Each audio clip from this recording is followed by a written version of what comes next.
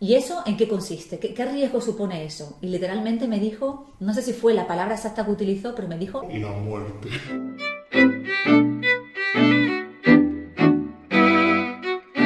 muy buenas tardes, chicos y chicas. Os vuelvo a dar una semana más la bienvenida a mi canal Siempre Amanece. Hoy estamos de nuevo en la academia donde solíamos grabar siempre, aunque hemos cambiado también de habitáculo y pues lo hemos reformado para que el audio y la imagen sea muy agradable para vosotros. Os preguntaréis de qué vengo a hablaros hoy. La semana pasada, al final del vídeo, os dije que hoy venía a hablaros de mi operación. Ya nos encontramos más o menos por el 3 de septiembre. Yo el 3 de septiembre tuve consulta con mi ginecólogo y también la preanestesia de la operación. Y en la consulta yo me reuní con mi ginecólogo maravilloso del que os hablo siempre y con una enfermera. Yo la verdad que la consulta, pues al principio estaba súper feliz porque pensaba que la operación pues no era una operación de riesgo, que sería una operación cortita, que iría pues todo, que era todo muy sencillo y que iba a ir todo estupendamente. Entonces, basándome en mi desconocimiento, le dije a mi ginecólogo, bueno, pero esto no es una operación de riesgo, ¿no? Y él literalmente me dijo que todas las operaciones, en el momento de que hay una operación, una intervención con anestesia, todas las operaciones, por muy sencillas que parezcan, tienen un riesgo porque puede haber futuras complicaciones con las que no cuentan en un principio. Y aún así, que mi operación tenía un tanto por ciento más elevado de riesgo porque yo ya había sido previamente operado por la zona del abdomen, por aquí, que es por donde ellos tenían que entrar. Yo no sabía a qué se refería con el tanto por ciento más elevado de riesgo, así que le pregunté. Él me dijo que evidentemente la operación que me hicieron hace ya muchísimos años, mi anatomía probablemente había sido alterada, es decir, mis órganos no estaban 100% en su sitio y también tenía muchísimas adherencias. ¿Qué es lo que pasa? Que en el momento en el que él tenía que entrar por la laparoscopia, podía perforar sin darse cuenta alguna tripa o alguna adherencia. Yo, como soy muy preguntona y trato de cuando tengo una duda resolverla al momento, no me gusta volverme con duda, le dije, bueno, ¿y eso en qué consiste? ¿Qué riesgo supone eso? Y literalmente me dijo, no sé si fue la palabra exacta que utilizó, pero me dijo la muerte. Yo os lo confieso, porque yo tengo confianza y os lo cuento, me cagué literalmente. Luego encima yo entré sola en la consulta porque como estábamos todos con toda la parafernalia de la pandemia, no pudieron entrar mis padres conmigo a la consulta. A mí yo creo que se me desencajó la cara. Faltó como en los dibujitos cuando se te cae la mandíbula, pues igual. Me asusté muchísimo, me angustié, me entraron unas ganas terribles de llorar. Y bueno, la verdad que fue un rato bastante complicado. Cuando salí de la consulta, lo primero que hice fue, pues como me acompañaron mis padres, comunicarles las noticias y fue la primera vez que yo les vi a mis padres la cara de descomposición que se les puso. Porque claro, tú le estás comunicando a tus padres que la operación que te van a hacer tiene más riesgo o ser más problemática de lo que anteriormente pensábamos. Ese día el viaje de vuelta de Sevilla a mi casa fue un panorama. En el coche no se movía ni una mosca. Y además yo me acuerdo que trataba de aguantar mis ganas de llorar. Yo tengo unas ganas de llorar tremendas. Pero bueno, hice el esfuerzo por no angustiar más a mis padres por lo típico hicieron el esfuerzo por no angustiarme a mí, pero fue un viajecito de vuelta duro, bastante duro. Cuando llegué a casa, evidentemente yo todas estas cosas las hablo con mi marido, le comuniqué pues todo lo que me habían dicho y a mí había una cosa que me rondaba por la cabeza, pero nunca lo dije en alto. Y mi marido fue el que me lo planteó. Si en este caso el riesgo es tu vida, ¿merece la pena seguir adelante? Claro, no estábamos hablando de un tratamiento un poquito más agresivo, no estábamos hablando de hormonas, de malestar, de cambios de humor, de un test de embarazo negativo, estábamos hablando de que ya estaba en riesgo mi vida, de si realmente todo este proceso de la reproducción asistida y nuestros deseos enormes de ser padres merecía la pena. No me preguntéis por qué, pero le dije que sí merecía la pena. Al fin y al cabo yo tenía como una esperanza en mi corazoncito de que mi ginecólogo pues iba a hacer ese milagro por mí y que iba a funcionar todo estupendamente. Es cierto que los días previos a la operación para mí psicológicamente fueron muy duros. Yo estaba agotada de pensar, de darle vueltas de cómo iría, de si funcionaría la cosa, si no funcionaría, si habría algún contratiempo. Y me acuerdo que una noche no pegué ojo, o sea, yo creo que tendría que tener unas ojeras que me daban la vuelta. Y escribí a mi ginecólogo por la mañana temprano, le faltó tiempo para llamarme por teléfono, de verdad. Es una cosa que le agradezco muchísimo porque a mí es una persona que me transmite mucha paz, mucha tranquilidad y muchísima seguridad. Yo hablé con él, me desahogué, lloré lo más grande, porque ya sabéis que yo soy muy llorona y cuando, pues bueno, me encuentro en una situación en la que no me siento capaz de dominar, pues sí, pues esa situación, pues hay veces que mi forma de desahogarme es llorando, que luego cojo el toro por los cuernos y tengo un par de ovarios muy grandes, muy grandes.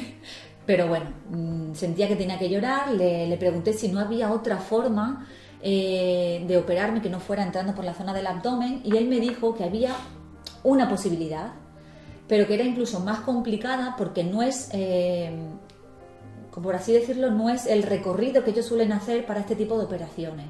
Él me propuso abrir por aquí, por debajo de las costillitas, pero claro, tampoco sabía lo que se iba a encontrar. Como yo estaba tan llena de adherencias, no sabía qué es lo que se iba a encontrar, el camino. Este tipo de operaciones debe ser pues como una operación de apendicitis. Se abre siempre por un mismo sitio, el recorrido es el mismo. Si tú cambias el recorrido, no sabes lo que te vas a encontrar.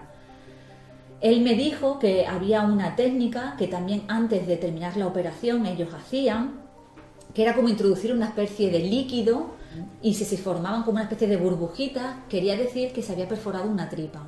Entonces, evidentemente, antes de dar por finalizada la operación, pues ellos revisarían dónde estaría la perforación o el problema para poderlo subsanar, evidentemente, antes de dar por finalizada la operación. Y bueno, una vez hablé con mi ginecólogo, es cierto que bueno, me quedé algo más tranquila, pero bueno, el corazón en un puño lo tuve hasta el día de la operación, no nos vamos a engañar.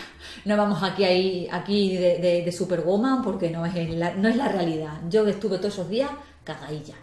Días antes de la operación, creo que fueron 2 días antes de la operación y 5 días posteriores, yo me tuve que estar pinchando a mí misma heparina. Fue una inyección, a mí se me hizo súper dura. Fíjate que yo ya llevaba un montón de inyecciones, pero se me hacía un poquito dura porque parecía que el líquido que yo me inyectaba parecía como si fuera espeso, como si me estuviera inyectando cristales. Pero bueno, la heparina es un medicamento para evitar la coagulación de la sangre y problemas de trombosis. Y bueno, pues eso, yo me lo estuve pinchando los días que ellos me dijeron, antes y después de la operación. Día de la operación, 9 de septiembre de 2020. Ese camino de de mi casa a Sevilla, fuimos mis padres, mi marido y yo. Para mí fue agonizante, porque es como cuando te van a llevar al matadero y sabes que vas al matadero. Pues yo iba igual en ese camino. Reconozco que iba con muchísima ansiedad, llevaba mucha angustia aquí en el pecho, no, me costaba un poquito respirar. Fue un camino bastante duro. Decidí buscar una solución y cogí mi móvil, unos cascos, me puse un vídeo de meditación. Afortunadamente conseguí relajarme un poquito y me quedé croqueta. Creo que me duró 10 minutos, 15 nomás. No pensé que me echáis la siesta del siglo. Y nada, una vez llegamos a la clínica, tuve que avisar de que estaba allí. Nos dieron una habitación de ingreso donde, pues bueno, mi marido y yo, para quitarle un poquito de hierro al asunto, nos hicimos algunas fotillos, ya la iré poniendo como siempre, os pongo fotitos por aquí, me hicieron mi pulserita de ingreso. Estuvimos hablando un rato, tratando, pues bueno, de quitarle hierro al asunto, de evadirnos un poco de la situación que se nos venía. Mi ginecólogo vino a verme a la habitación para ver qué tal estaba, hablar un rato con nosotros, bromear y pues eso. Acto seguido vino un celador, me cogió con una silla de ruedas. Yo reconozco que rompí a llorar. En el momento que yo me despedí de mi marido, rompí a llorar, no lo pude controlar. Pero de verdad os digo que traté de convencerme durante todo el camino, desde la habitación hasta el quirófano, que es un caminito un poquito largo y ya lo conozco porque he estado en ese proceso varias veces. Traté de autoconvencerme a mí misma de que todo iba a ir bien, de que si yo decidí operarme con mi ginecólogo es porque estaba en las mejores manos y en definitiva eso, convencerme de que todo iba a salir bien, porque yo no podía dormirme en una operación con esa angustia. Entonces decidí eso, armarme de valor y nada, y confiar en mi ginecólogo. Que a veces algún día tengo la oportunidad de hablar con él y os lo presento porque es maravilloso, de verdad. Ya una vez en quirófano, lo que hice fue pues tratar de hablar con el personal que estaba preparando el quirófano, de las enfermeras, del anestesista. Les conté una anécdota de un día, de una de las veces que había ido a quirófano, que me dejaron solita en una antesala, que me agobié muchísimo porque soy un poco claustrofóbica y aporreé la puerta del quirófano. Y nada, acto seguido ya me prepararon en la camilla, me ataron los brazos, las piernas y antes de ponerme la mascarilla con la anestesia para tener un sueño profundo y maravilloso, bromearon conmigo diciéndome, tú duérmete pensando que estás en una playa desierta, muy espaciosa por el tema de la claustrofobia, y así me quedé dormida, hablando con ellos, entretenida, sin darle demasiadas vueltas a la cabeza, porque me acuerdo que en uno de los primeros vídeos os lo dije, guerreras mías, esta es nuestra peor enemiga. La cabeza te puede hacer enfermar, te puede tener, pues eso, generarte muchísimas angustias y bueno, pues me quedé dormidita. Yo ya desde que me pusieron la anestesia hasta que me desperté recuerdo muy poco, por no decir nada. Solo recuerdo que me dijeron mi nombre, que me dieron así unas cachetadillas en la cara. Recuerdo que yo ya estaba en reanimación. Hacía un frío de la leche, yo tenía los piececillos congelados, además que yo como tengo los pies fríos no me puedo ni dormir ni soy persona, vaya. Creo recordar que en reanimación estuve cerca de 3 horas, no me acuerdo muy bien. Ya vinieron a por mí, me subieron a la habitación y lo primero que vi fue la carita de mis padres y de mi marido. A mí se me dio una paz de saber que ya no estaba sola, de que estaba con ellos, que pues estaba tranquila. Lo único que me dijeron mis padres, porque yo no tenía información de cómo había ido la operación, antes me dijeron que todo había ido bien, pero no tenía más información. Y eso fue lo que me dijeron mis padres y mi marido. Ha salido todo bien, está todo perfecto, quédate tranquila. ¿Y a qué no sabéis qué? Guerreritas mías, qué sorpresa me dieron. No me tuvieron que quitar ni una ni 2 trompas. No, ni 3, claro, por suerte tengo 2. Que no me tuvieron que quitar las trompas.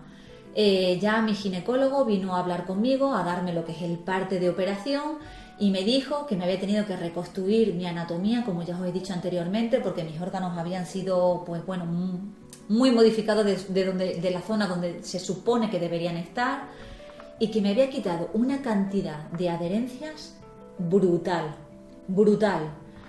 ¿Por qué no me quitó las trompas? Pues porque al quitarme las adherencias, él pudo ver cómo mis trompas empezaban a reaccionar. ¿Qué quiero decir con esto? Las adherencias estaban literalmente estrangulando mis trompas. Por eso mis trompas eran más o menos permeables, pero no funcionaban como una trompa normal y corriente. Pues eso, me quitó todas las adherencias y mis trompas eran unas trompas un poquito más lentas porque ya llevaban muchos años estranguladas por las adherencias, pero bueno, eran unas trompas que funcionaban. Entonces decidió que en lugar de quitármelas, porque si es cierto, creo que ya lo comenté en algún vídeo, que cuando hay un órgano, por ejemplo una trompa en este caso que está necrosada, muerta, sin función ninguna, es cierto que es bueno quitarlo porque eso con el tiempo puede provocar un futuro cáncer. Pero como mis trompas eran, bueno, pues eso, un poquito más lentitas, decidió mantenérmelas, porque decía que eran sanas, que eran jóvenes y que, bueno, que podían cumplir su función. Más cositas que os quiero contar. Bueno, eso, cuando ya mi ginecólogo me dio el parte de la operación, me dio la oportunidad de hacer una noche en el hospital o de marcharme a mi casa. Yo sinceramente preferí venirme a mi casa, descansar, estar tranquila, dormir en mi hogar, porque al final no es lo mismo una habitación de hospital que tu casa. Y el viaje de vuelta lo hicimos muy tranquilitos. Mi marido fue mi enfermero particular, era el que tenía que encargarse de curarme todas las cicatrices. Yo lo que tenía que hacer era ducharme, como cuando te duchas un día normal y corriente, dejar que todos los apósitos se me cayeran. Luego él me la secaba, yo me tumbaba en la cama, él me la secaba con un secador para que no hubiera restos de humedad ni de agua que pudieran provocar una infección en las heridas. Me daba betadine y me las volvía a cubrir. Os dejaré también fotos por aquí de las heridas, de la operación, pues eso, de mi triquita con las heridas de guerra.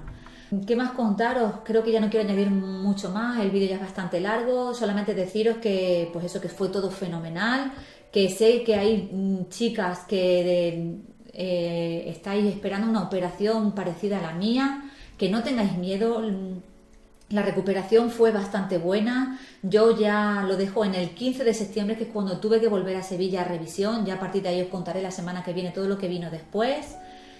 Deciros que fue un mal trago. Para mí fue muy duro el tema de la operación. Ya lo he dicho antes, tenía muchísimo miedo, pero bueno, era un paso más que tenía que dar para alcanzar mi objetivo. No quiero enrollarme mucho más, deciros lo mismo de siempre, darme deditos arriba para animarme, para ver que os gustan mis vídeos, para seguir grabando, dejar comentarios por favor, mandarme correos electrónicos. Por aquí, como siempre, os dejo mis contactos a las redes sociales. Suscribíos, compartir los vídeos para que llegue a la mayor cantidad de personas posible, que sé de muy buena mano que estamos ayudando a muchas personas. Muchísimas gracias por estar aquí, muchísimas gracias por verme, guerreras mías, y nos vemos la semana que viene.